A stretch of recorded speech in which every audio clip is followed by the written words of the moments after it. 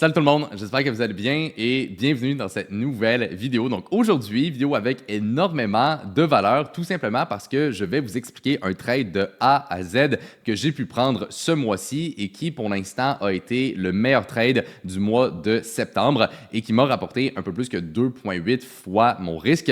Donc aujourd'hui, je vais littéralement tout vous expliquer par rapport à ce trade-là. Donc, c'était quoi mon analyse, comment j'ai pris la position, comment je l'ai géré. Bref, littéralement, je vais tout vous montrer. Mon objectif, guys, avec cette vidéo-là, c'est de tout simplement vous apporter le plus de valeur possible et de vous montrer également, eh bien, ça ressemble à quoi de faire du trading à un niveau professionnel. Ça fait déjà 9 ans aujourd'hui que je fais du trading. Ça fait 5 ans que je fais ça à temps plein. C'est mon activité principale et malheureusement, eh bien, on voit souvent un peu tout et n'importe quoi sur Internet par rapport au trading. Et donc, je trouve ça important de rétablir des fois un peu de vérité sur c'est quoi vraiment faire du trading à un haut niveau. Et non, c'est pas de juste faire des petites lignes sur un graphique et ça y est, on est millionnaire. Ça va un peu plus loin que ça. Et donc, c'est ce qu'on va voir aujourd'hui. Comme j'ai dit, guys, l'objectif, c'est de tout simplement vous apporter le plus de valeur possible et également de rendre mon contenu gratuit meilleur que celui payant des autres. Donc, guys, j'espère que vous êtes excités pour la vidéo d'aujourd'hui. Si oui, mettez-y un like. C'est quelque chose qui va montrer à l'algorithme que la vidéo mérite d'être mise de l'avant et qu'elle a beaucoup de valeur. Et assurez-vous également d'être abonné à la chaîne si ce n'est pas déjà fait. Et donc, sans plus tarder, allons-y directement. Donc, le trade que je vais vous présenter aujourd'hui s'est déroulé sur le marché du Forex et plus précisément sur la paire de devises du dollar de la Nouvelle-Zélande contre le dollar canadien.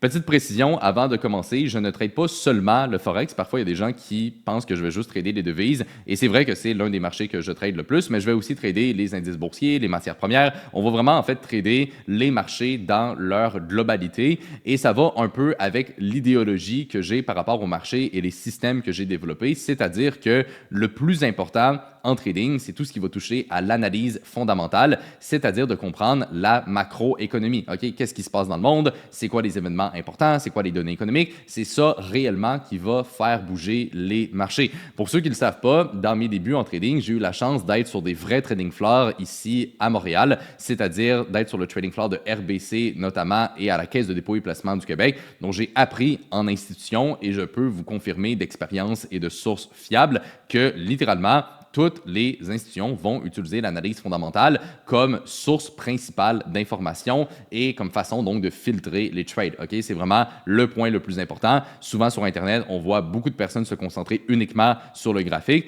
Et oui, l'analyse technique est importante et on va en parler aujourd'hui. Mais avant de parler de l'analyse technique, on est obligé d'avoir un contexte macroéconomique. C'est la base. Il faut savoir qu'est-ce qui se passe dans le monde et pourquoi cet actif-là pourrait prendre en valeur ou perdre en valeur. Et au final, tout ça est simplement un jeu de probabilité. Mais lorsqu'on comprend réellement qu'est-ce qui se passe alentour des graphiques et donc dans le monde réel, c'est ça qui va nous donner un avantage et qui va tout simplement nous donner plus de probabilité d'avoir raison. Et c'est comme ça qu'on peut être rentable, tout simplement. Donc bref, maintenant que ça c'est dit, allons-y directement et regardons un peu plus le trade en détail. Donc ici, j'ai le trade donc d'un point de vue technique, mais comme j'ai dit, avant de parler de ça, on va premièrement parler du fondamental et j'ai 4 éléments que je vais vous présenter que j'ai pris en considération lorsque j'ai fait mon analyse. Donc le premier élément qu'on va regarder au niveau du fondamental lorsqu'on trade le marché du Forex, c'est tout simplement les données économiques entre les deux devises qui forment la paire de devises qu'on va trader parce que quand on trade le marché du Forex, on trade tout le temps deux devises en relation.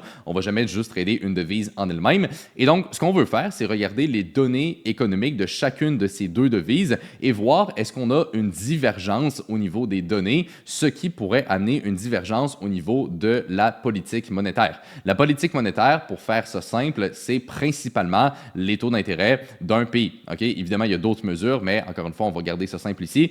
Et donc, en regardant les données économiques de chacune de ces deux devises, ces données-là vont nous permettre de prévoir d'avance qu'est-ce qui va arriver avec la politique monétaire. Et la politique monétaire a un impact direct sur la monnaie. Et donc, on va vouloir comparer ces deux côtés-là et voir est-ce qu'on a une différence. Parce que la plus grande différence qu'on peut avoir entre deux devises, eh bien, c'est ça en soi qui va créer un mouvement. Parce que si on transige deux devises qui font exactement la même chose, eh bien, le taux de change ne va pas bouger. Donc, nous, ce qu'on veut, c'est trader une divergence de politique monétaire et donc d'avoir deux devises qui partent dans des directions opposées d'un point de vue fondamental ou du moins qu'on a une différence assez notable entre les deux. Et donc, si on regarde un peu plus en détail les données du Canada et de la Nouvelle-Zélande, parce que c'est ces deux monnaies-là que j'ai tradées juste ici. On peut commencer avec la Nouvelle-Zélande et les données les plus importantes à regarder sont tout le temps les mêmes, c'est-à-dire les données de l'inflation et les données du marché de l'emploi.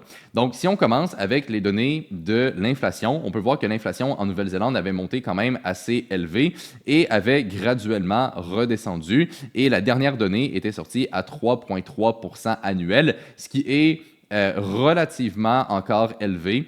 Bon, évidemment, c'est très, très loin des extrêmes qu'on avait juste ici, mais 3,3 %, c'est encore assez élevé quand on considère que la Banque centrale a pour objectif d'avoir une inflation à 2 % annuelle. Donc, on peut dire que l'inflation en Nouvelle-Zélande a bien rebaissé depuis 2022, mais en général, ça reste encore assez élevé malgré tout. Maintenant, si on regarde l'inflation au niveau du Canada, on voit déjà des chiffres qui sont beaucoup plus intéressants. Donc, on voit ici que l'inflation avait baissé de façon assez graduelle, mais on voit surtout que les données en août ont sorti très, très faibles, c'est-à-dire à 2 %. Et donc, ça, ce que ça nous permet de constater, c'est que l'inflation avait beaucoup monté un peu partout en 2022 et par la suite avait graduellement redescendu.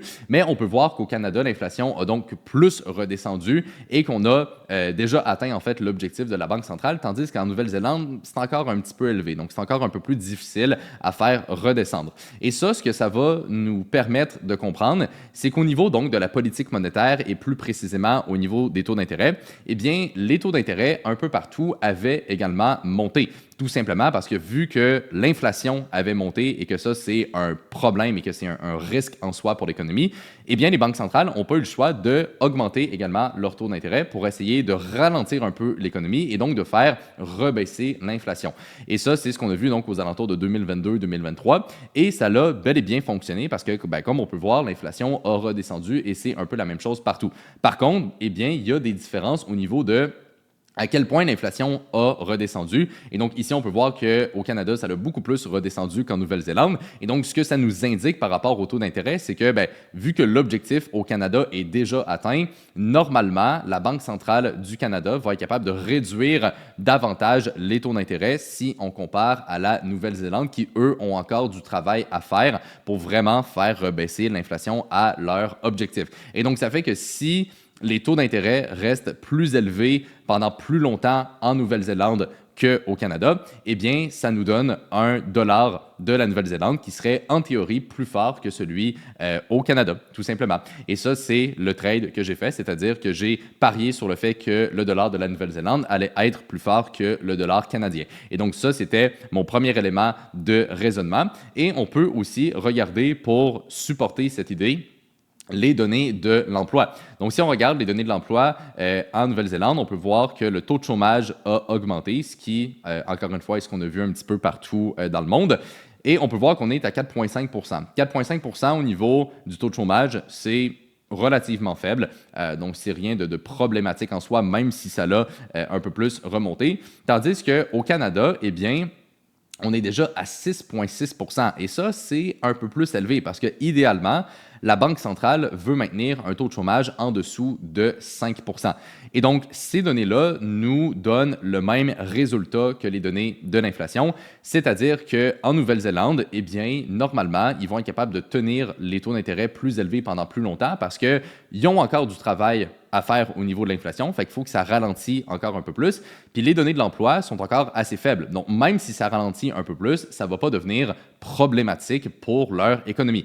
Tandis qu'au Canada, l'inflation a déjà atteint son objectif. Donc, ils pourraient déjà commencer à baisser les taux et ils ont déjà, en fait, commencé le cycle de coupure de taux d'intérêt. Mais en plus, eh bien, les données de l'emploi sont assez faibles et donc ça fait qu'ils vont vouloir réduire encore plus les taux d'intérêt pour essayer de soutenir le marché de l'emploi. Et donc, en regardant ces données-là et en ayant une bonne compréhension macroéconomique, eh bien, ça nous donne l'idée tout simplement qu'en Nouvelle-Zélande, les taux d'intérêt vont rester plus élevés pendant plus longtemps qu'au Canada. Et donc ça va avoir un impact sur le taux de change qui, normalement, devrait faire augmenter le dollar de la Nouvelle-Zélande face au dollar canadien. Et donc ça, c'est le premier élément que j'ai pris en considération pour mon analyse fondamentale. Le deuxième élément que j'ai pris en considération pour le côté fondamental, c'est tout simplement les marchés boursiers dans leur globalité. Et la raison pourquoi c'est un point qui est important, c'est tout simplement parce qu'en général, quand les marchés boursiers vont augmenter, des monnaies comme le dollar australien ou le dollar de la Nouvelle-Zélande vont avoir tendance à être un peu plus fortes dans un contexte comme ça. Évidemment, ce n'est pas une corrélation qui est parfaite et ce n'est pas une corrélation qui fonctionne toujours, mais je rappelle que le trading est un jeu de probabilité. Donc, si on est capable d'optimiser les probabilités, eh bien, évidemment, c'est quelque chose qui nous intéresse. Donc, ce que je vais faire ici, c'est tout simplement vous montrer le graphique entre le taux de change, donc NZD-CAD, qui est ce que j'ai tradé, et aussi le graphique du S&P 500, qui est donc l'indice boursier principal américain. Et donc, en blanc, ici, j'ai le taux de change. Et en orange, j'ai tout simplement donc le S&P 500. Puis comme on peut voir, eh bien, depuis les dernières années, on a quand même une certaine corrélation. Encore une fois, comme je dis, ce n'est pas une corrélation qui est parfaite, c'est normal, mais c'est un environnement, un contexte, disons, général à tout ça. C'est-à-dire qu'on voit en 2022, lorsque les banques centrales ont commencé à remonter les taux d'intérêt, on avait eu une correction sur la bourse et on peut voir que le taux de change avait également baissé durant la même période. Et par la suite, un petit peu avant 2023, eh bien, on a réussi à trouver un point bas sur les marchés boursiers puis on est reparti à la hausse. Et on peut voir qu'on a fait la même chose en général sur le taux de change avec NZD-CAD. Encore une fois, bon, je me répète, mais c'est pas une corrélation qui est parfaite. C'est-à-dire qu'ici, on voit la hausse a été au même moment pour la première partie, mais que ça a été beaucoup plus prononcé sur NZD-CAD. Par la suite, NZD-CAD a commencé une plus grosse correction alors que la bourse avait un peu plus monté en général. Puis on peut voir qu'à partir de ces niveaux-là, on est reparti dans une tendance haussière. Mais si on prend vraiment le temps d'observer les moments de hausse et les moments de baisse en général, plus souvent qu'autrement, eh bien, il y a une corrélation qu'on peut observer. Et donc, ça fait que si les marchés boursiers en général, sont haussiers et performent bien, une paire comme NZD-CAD va avoir un peu plus de probabilité de monter que de baisser. Et donc ça, c'était le deuxième élément que j'avais pris en considération. Ensuite de ça, le troisième élément a été le yield spread. Donc, pour faire ça simple, parce que là, on rentre dans un concept qui est un peu plus avancé, les yields, c'est tout simplement le rendement des obligations. Une obligation, qu'est-ce que c'est? C'est une dette qui est émise par une entreprise ou un gouvernement et quelqu'un peut acheter cette dette et avoir une garantie d'un certain rendement sur cette obligation pendant une certaine période de temps. Okay? Donc, des obligations, il y en a de toutes les sortes et il y en a donc, par exemple, en Nouvelle-Zélande, au Canada et dans plein d'autres endroits du monde. Bref, donc, qu'est-ce qu'on peut regarder ici pour déterminer la valeur d'un taux de change et de voir si cette valeur-là est bel et bien ajustée ou s'il y a un mispricing? C'est de regarder ce qu'on appelle le yield spread entre les deux pays, tout simplement. Donc, si on prend par exemple des obligations 10 ans en Nouvelle-Zélande et des obligations 10 ans au Canada, eh bien, ces obligations-là vont en elles-mêmes avoir un rendement. Et si on compare le rendement de ces obligations, on va être capable de voir est-ce qu'il y a une différence par rapport à ça. Et si on évalue le yield spread entre les obligations et le taux de change, on va voir que ça a une corrélation qui est très, très forte et c'est logique quand on y pense parce que les yields en soi sont un peu une représentation visuelle des taux d'intérêt. Donc, tantôt, au début, quand j'expliquais les différences au niveau des données économiques et tout ça, eh bien, j'avais parlé d'observer la divergence de politique monétaire au niveau des taux d'intérêt pour les monnaies. Eh bien, c'est un peu en quelque sorte ce qu'on va observer avec un yield spread, mais on va le voir de façon graphique. Et donc ça va nous aider à voir est-ce que le taux de change va bel et bien suivre le yield spread ou est-ce qu'il y a eu une différence entre les deux. Et si on est capable d'observer une différence, normalement, en termes, encore une fois, de probabilité, eh bien, c'est les yields qui vont avoir la vraie représentation et c'est le taux de change qui va être misprice. Et donc, qu'est-ce qu'on va pouvoir observer dans une situation comme ça? C'est le taux de change qui va graduellement remonter pour, par exemple, revenir au niveau des yields. Donc, si on regarde le graphique juste ici, on a en blanc NZD-CAD et on a en bleu le yield spread entre les obligations 10 ans en Nouvelle-Zélande et 10 ans au Canada. Vous pouvez voir la formule mathématiques juste ici là, sur TradingView que j'ai utilisé pour établir ce graphique. Et donc, ça nous donne ce qu'on appelle le yield spread. Et le moment où est-ce que j'ai pris mon trade sur NZD-CAD était aux alentours des points bas juste ici. Ça, je vais y revenir tantôt quand on va être un peu plus dans la partie technique.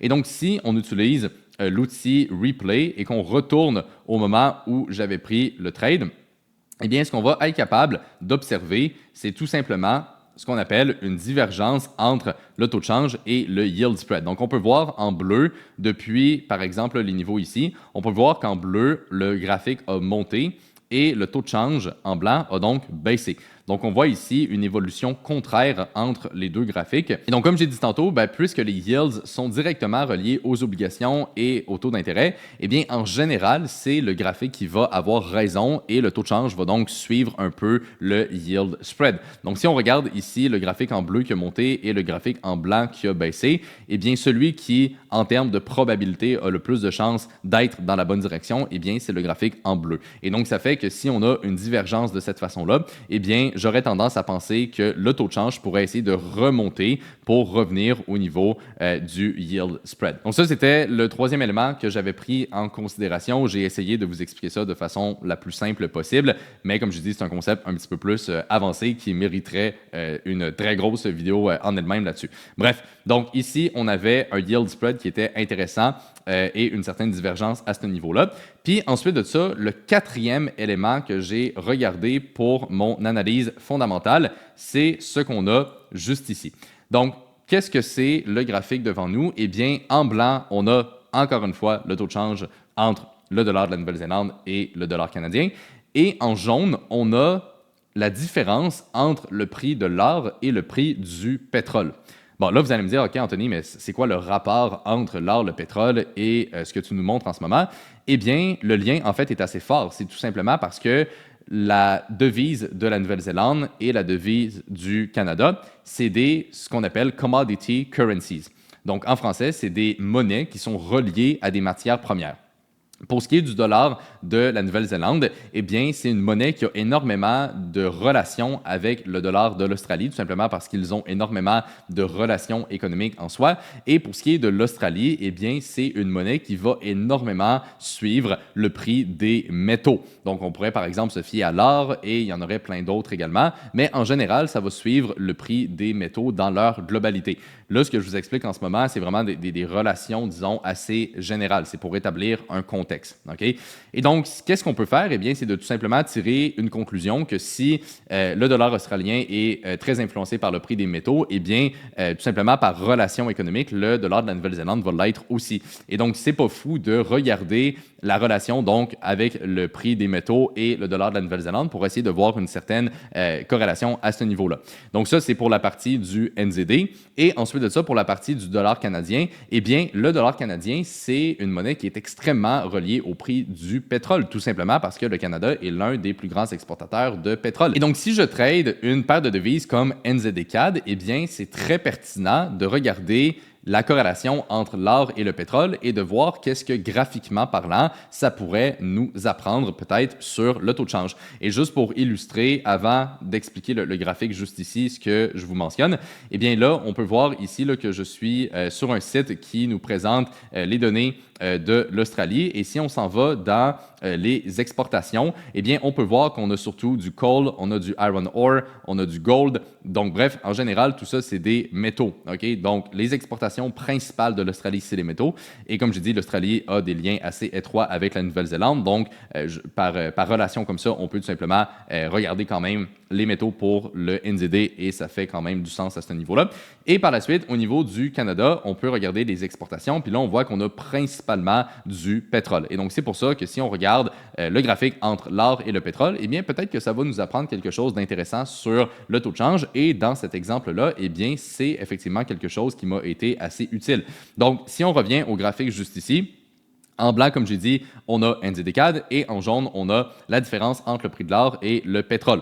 On peut donc voir eh bien, une corrélation qui est quand même assez précise. On peut voir ici les cycles haussiers et les cycles baissiers qui se sont très très bien suivis en général. On peut voir qu'on a fait des points bas là-dessus puis on a commencé à remonter. Ici, on a eu en général une plus grosse correction et depuis ces points bas-là, la corrélation est assez forte, c'est-à-dire qu'on a un marché haussier, on a une correction, un marché haussier, une correction et un marché haussier. Et donc, qu'est-ce qu'on peut observer ici? Bien, on peut voir surtout que récemment, la différence entre le prix de l'or et le prix du pétrole s'est grandement accentuée. Et donc, c'est quelque chose qui, à mon avis, pourrait amener NZD-CAD à se faire tirer vers le haut pour essayer de rattraper, en quelque sorte, cette différence-là. Puis cette différence-là est tout simplement expliquée par le fait que le gold, en général, a pris beaucoup de valeur, donc l'or a beaucoup monté dans les derniers mois, et le pétrole, à l'inverse, a beaucoup baissé. Et donc, ça fait qu'on a un grand écart entre les deux, et si vous vous rappelez ce que j'ai dit au début de la vidéo, eh bien, c'est ça qu'on veut trader. C'est-à-dire que quand on est sur le marché du Forex, on veut trader des écarts de prix entre soit les monnaies en elles-mêmes ou peut-être des matières premières ou des choses comme ça. C'est en général ce qui va faire bouger le taux de change sur du long terme. Donc voilà, ça, c'était vraiment les 4 éléments fondamentaux principaux que j'ai observés. Et on peut voir qu'avec ces éléments-là, eh bien, ça nous donne une direction haussière un peu partout sur NZD-CAD.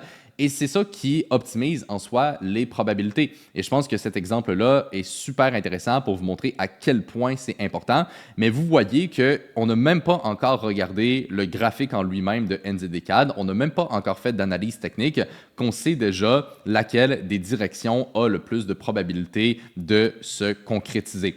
Et cette analyse-là, c'est une analyse qui est très macro, puis c'est quelque chose qu'on va pouvoir utiliser pour non seulement le trade que j'ai fait, mais peut-être aussi d'autres trades qu'on va avoir éventuellement. Mais c'est juste, en fait, pour vous montrer la profondeur de l'analyse qu'on doit faire. Puis c'est ça que je voulais dire au début de la vidéo par le fait de trader à un niveau professionnel. La plupart des gens pensent que le trading, c'est de mettre quelques lignes sur un graphique, puis ça y est, on peut trader.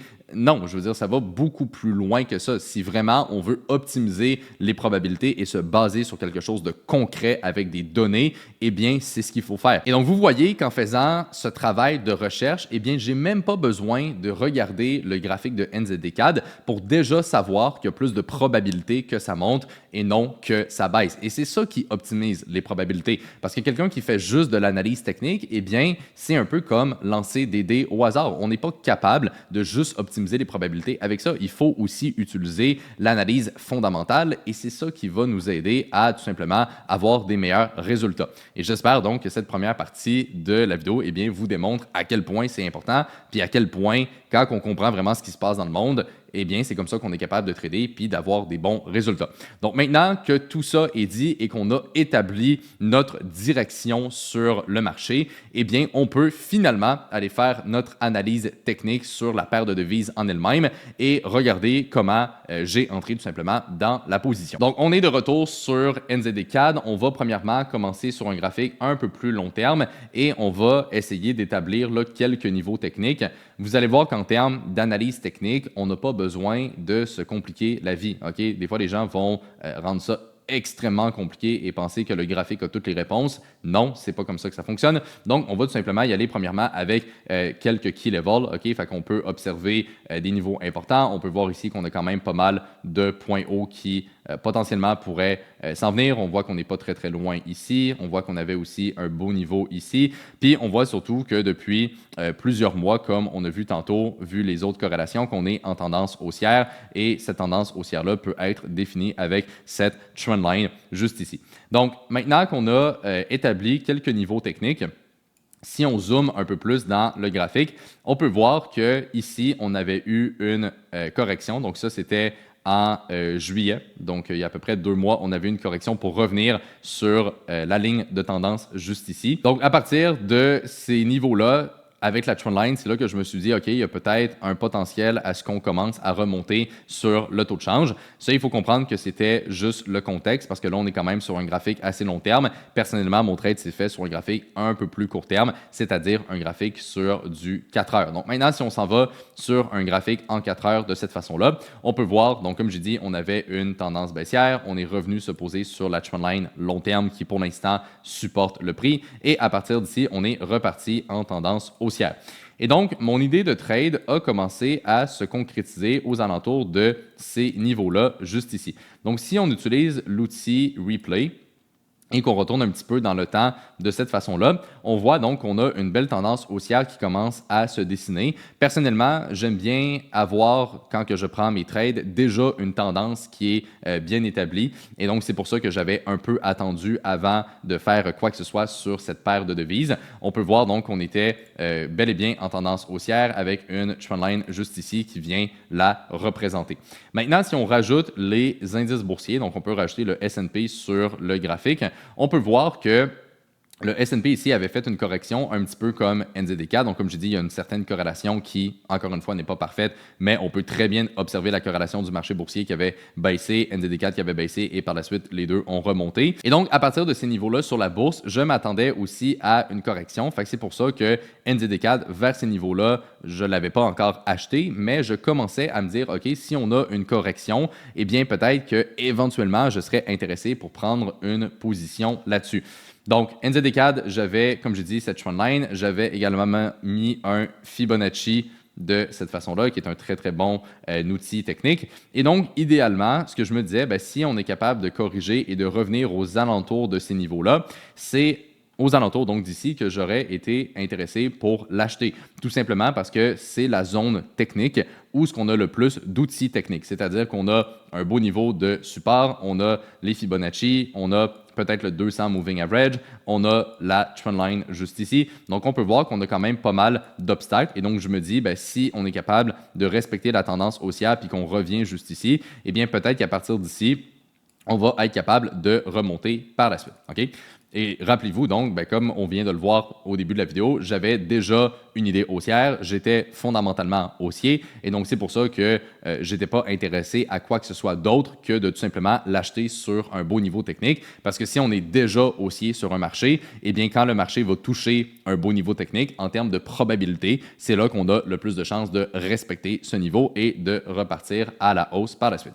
Donc, si on avance un peu le graphique, on peut voir que le marché commence à baisser un petit peu plus. On voit qu'on remonte un peu. Pendant ce temps-là, le marché boursier est en train de faire une correction. Donc, jusqu'à là, ça suit l'idée qu'on avait. Et on peut voir donc que NZDCAD a eu une chute un petit peu plus brutale juste ici et on a finalement atteint la zone d'obstacle que j'observais au début.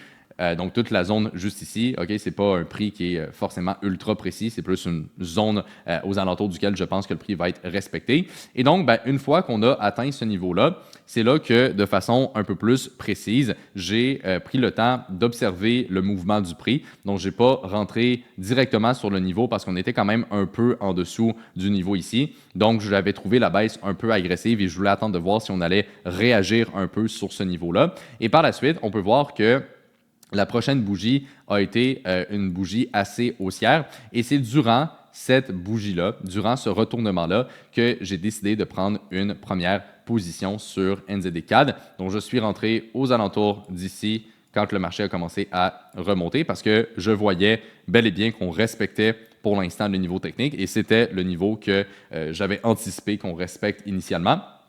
En termes de stop loss, donc en termes de niveau d'invalidation du trade, on peut voir qu'on a un petit niveau juste ici. Et donc, mon stop loss, je l'avais mis tout simplement en dessous de cette zone-là pour laisser un peu d'espace au trade. OK, je ne voulais pas mettre un stop loss hyper serré comme ça ou comme ça parce que je me disais, si, mettons, on corrige un peu plus, on vient chercher les niveaux de fib puis la trendline puis qu'on repart à la hausse, au final, je vais me faire sortir du trade pour rien. OK? C'est pas parce qu'on briserait la ligne de tendance ici que forcément, ça y est, c'est la fin du monde puis que le marché ne va pas remonter. OK? Fait il faut juste garder en tête, comme j'ai dit, c'est plus des zones et non des niveaux ultra précis. Et donc, c'est pour ça que j'ai gardé un stop loss un peu plus loin, c'est-à-dire en dessous du point bas juste ici pour laisser un peu d'espace au marché. Et par la suite, mon niveau d'objectif pour le trade, eh bien, c'était tout simplement le dernier point haut juste ici. C'était le niveau principal que je regardais. Et on peut voir qu'initialement, j'avais donc un ratio de 3,3 pour 1. Ça veut dire que je pouvais gagner 3,3 fois le risque que j'étais prêt à mettre sur ce trade. Okay? Donc ça, c'était l'idée, en fait, l'exécution, c'est-à-dire de NZDCAD. En même temps, sur le S&P, c'est pour ça que je l'avais rajouté sur le graphique, donc le S&P, c'est le graphique ici qu'on a en mauve, eh bien, on peut voir qu'on avait aussi atteint un beau niveau technique qui est juste ici. Et selon toute mon analyse fondamentale de façon un peu plus court terme, là, on ne rentrera pas là-dedans parce que la vidéo va durer 2 heures, mais selon mon analyse, donc un peu plus court terme, point de vue fondamental, je pensais qu'on allait respecter ce niveau-là. Et donc, le timing était vraiment intéressant parce qu'on avait atteint un beau niveau technique autant sur le S&P que sur NZD-CAD. Et donc, comme je dis, vu qu'il y a une certaine corrélation, je me disais, si la bourse est capable de remonter, probablement que NZD-CAD va lui aussi être capable de remonter à son tour. Donc, bref, ça, c'était l'idée et c'est comme ça que j'ai réfléchi pour exécuter mon trade à ces niveaux-là. Et par la suite, si on observe donc un peu comment le marché s'est développé, on va également rajouter la trendline baissière un peu plus court terme qu'on a juste ici.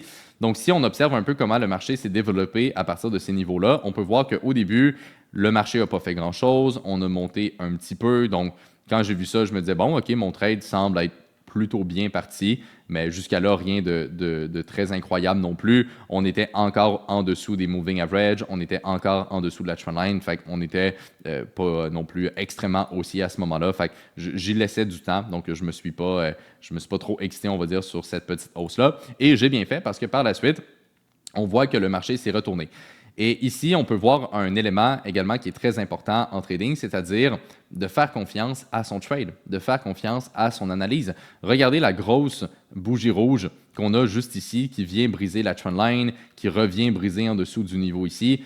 Combien de personnes vers ces niveaux-là auraient commencé à stresser, auraient commencé à paniquer puis à se dire « Oh mon Dieu, le trade ne marche pas, le marché se retourne, je vais sortir un peu plus tôt pour essayer de ne pas perdre trop d'argent. » Puis au final, ce genre de raisonnement-là, c'est exactement ce qui empêche les gens des fois de réussir, c'est-à-dire qu'ils ne vont pas laisser le temps au trade d'évoluer, ils ne vont pas laisser le temps au trade de respirer un peu. Ils vont, ce qu'on appelle micro-manage la position. Ils vont regarder là, le trade vraiment attentivement, puis dès que ça baisse un peu, ils paniquent, puis ils sortent le trade. Okay?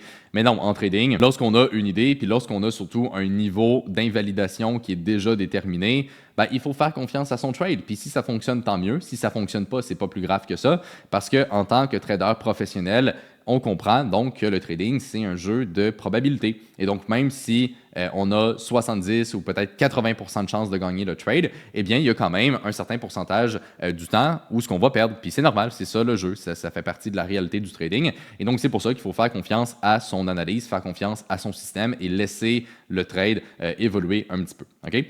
Donc, bref, ici, j'avais gardé la position, j'avais rien changé ou quoi que ce soit, j'avais juste été patient.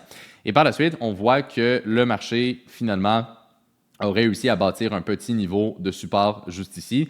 Et on voit qu'on a commencé à éventuellement se retourner. Donc, ça avait pris un petit peu de temps juste ici. Mais encore une fois, même principe, j'avais resté patient et jusqu'à là, aucun problème. Maintenant, on voit qu'on est revenu sur la trendline. Donc, à partir de ces niveaux-là, je me disais, OK, probablement qu'on va vouloir peut-être corriger un petit peu et peut-être qu'on aurait le breakout par la suite. On va voir que c'est exactement ce qui est arrivé. Donc, on a commencé à corriger un petit peu. Et par la suite, on peut voir là, qu'on était rendu à un point assez intéressant parce qu'on avait la trendline haussière et on avait la trendline baissière. Puis on peut voir que le prix commençait à se squeeze un peu entre les deux. Donc, on n'avait pas le choix éventuellement de breakout à la hausse ou de breakout à la baisse. Et encore une fois, selon mon fondamental, j'étais plus haussier et donc je gardais la position à ce moment-là. Par la suite, on peut voir qu'on a bel et bien eu le fameux breakout à la hausse. Et par la suite, on a continué de monter un peu.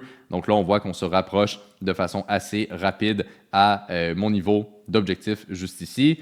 Par la suite, on peut voir qu'on a eu une très, très grosse bougie juste ici. Et c'est avec cette bougie-là que j'ai sorti du trade. Maintenant, je n'ai pas sorti du trade sur le niveau que je regardais. Pourquoi? Parce que c'était mon premier niveau d'objectif. C'est-à-dire que je me disais aussi que si on est capable de briser ce niveau-là, peut-être qu'on va se rendre au prochain niveau technique qui était juste ici. Et donc, j'aurais pu aller chercher encore beaucoup plus de profit. Et donc, c'est pour ça que quand on a atteint ce niveau-là, j'ai pas tout de suite fermé le trade en mode « yes, j'ai du profit ». Je voulais quand même y laisser le temps de voir un petit peu comment il allait développer puis de voir comment le marché allait surtout réagir à ce niveau-là. OK? Et en même temps qu'on a eu donc cette grosse bougie-là qui a essayé de briser le niveau, puis comme on peut voir, qui n'a pas finalement réussi, on avait également la conférence de presse de la Fed. Donc, la Fed, c'est la banque centrale américaine. C'est la banque centrale la plus importante, évidemment, au monde, puisque ça touche les États-Unis. Et au même moment qu'on a eu le rejet de ce niveau-là sur NZD-CAD, on peut observer sur le S&P, toujours ici, qu'on a également eu le rejet du point haut historique. Okay? C'est-à-dire qu'on avait un très, très beau niveau juste ici. Puis, bon, là, c'est peut-être un peu difficile à voir vu que c'est un graphique juste avec une ligne, mais on avait essayé de break out ce niveau-là durant la conférence de presse de la Fed, puis on avait rejeté ce niveau-là. On avait aussi eu un gros retournement sur le dollar américain. Donc, j'avais l'impression que tout le marché, à ce moment-là, était en train de rejeter un gros niveau.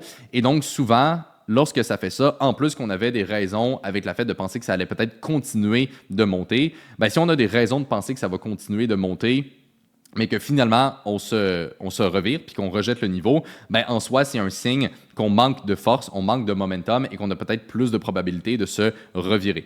Encore une fois, je ne vais pas rentrer dans tous les détails là, au niveau de la Fed et pourquoi je pensais que ça pouvait monter puis pourquoi finalement ça s'est reviré et tout ça. La vidéo en finirait plus, mais donc pour dire que j'avais l'impression donc qu'on avait plus de chances de monter, mais que finalement, le graphique voulait rejeter le niveau. Et donc, souvent, quand ça fait qu'il y a plus de chances qu'on rejette vraiment le niveau parce que c'est un manque de momentum dans la direction fondamentale, ce qui indique qu'on a plus de probabilité de commencer une plus grosse correction. Maintenant que ça c'est dit, eh bien, quand j'ai vu donc la tentative de breakout ici, mais que finalement, on s'est retourné, eh bien, c'est là que je me suis dit, OK, c'est le moment pour moi de sortir du trade parce qu'on a un risque, on commence une plus grosse correction. Puis évidemment, ben, je ne voulais pas non plus reperdre tous les profits que j'avais accumulés sur ce trade-là. Et donc, aux alentours, plus ou moins de ces niveaux-là ici, donc, quand j'ai vu le rejet agressif du niveau puis qu'on était en train de se retourner, eh bien, c'est là que j'ai décidé de clôturer ma position avec un gain de 2,8 de risk-reward, c'est-à-dire 2,8 fois le risque initial que j'avais sur ce trade-là. Et donc, ça, c'est comme ça que j'ai géré le trade. Si on regarde qu'est-ce qu'il y en est aujourd'hui, on peut voir que le marché, pour l'instant, n'a pas fait grand-chose. On voit qu'on est en train de faire une correction. Donc là, la question, c'est est-ce qu'on va tout de suite briser cette correction-là à la hausse? Est-ce qu'on ne va pas en faire une plus profonde et peut-être remonter par la suite? Bref, plusieurs possibilités existent rendues à ce point. Mais vu que j'avais pu vraiment davantage d'un point de vue probabilité, j'ai aimé mieux sortir du trade, sécuriser mon profit. C'est également quelque chose qui sécurise mon mois de trading pour septembre. Et donc, je trouvais ça beaucoup plus logique de prendre mes profits, surtout qu'on était arrivé sur un très gros niveau technique. Donc voilà, guys, c'est ce qui fait le tour des explications pour ce trade. Comme on peut voir, eh bien, ça va plus loin qu'on pense des fois faire du trading à un niveau professionnel.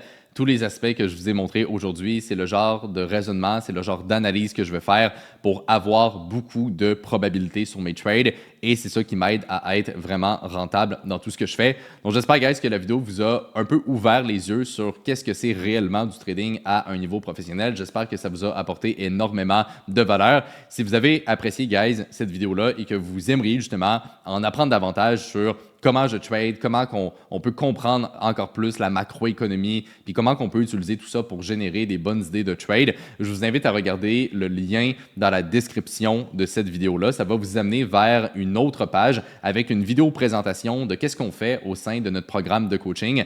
Pour ceux qui ne le savent pas, ça fait déjà 5 ans qu'on a le programme de coaching. On a accompagné aujourd'hui plus que 500 personnes au travers du programme. Et donc, dans l'autre vidéo que vous allez retrouver en description, eh bien, vous allez apprendre c'est quoi le processus exact qu'on va mettre en place au sein du programme pour apprendre à trader puis aller chercher des résultats et aussi comment qu'on va faire pour aller chercher le plus de capital possible avec lequel on va pouvoir trader sur les marchés sans même risquer votre propre argent. Donc, ça va vraiment vous expliquer plus en détail qu'est-ce qu'on fait au sein du programme.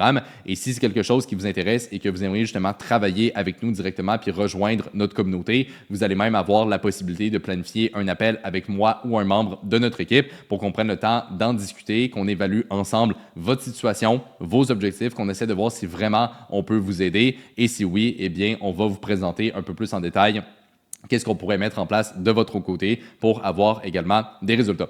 Donc, guys, j'espère sinon que la vidéo vous a plu. Donc, vidéo avec énormément de valeur. Si la vidéo vous a plu, guys, mettez-y un like. Et là-dessus, on va tout simplement se retrouver dans la prochaine vidéo.